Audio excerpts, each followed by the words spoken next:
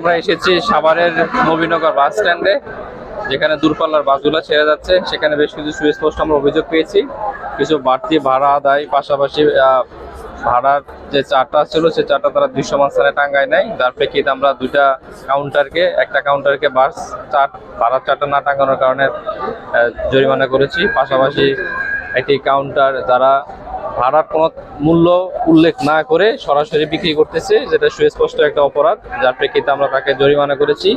দুইটা কাউন্টারকে আমরা দুইটা মামলায় 10,000 টাকা জরিমানা করেছি, পাশাপাশি সতর্ক করে দিয়েছি যেন তারা ভবিষ্যতে এই ধরনের অনিয়ম না করে, ঈদযাত্রায় মানুষ যেন স্বস্তিতে সুন্দরভাবে নির্বিঘ্নে যাতায়াত করতে পারে সেই বিষয়ে তারা যেন সচেতন থাকে। এই বিষয়ে আমরা হাইওয়ে পুলিশ, পাশাপাশি আমাদের যে থানা পুলিশও আমরা সার্বক্ষণিক মনিটরিংয়ের উপর রাখছি।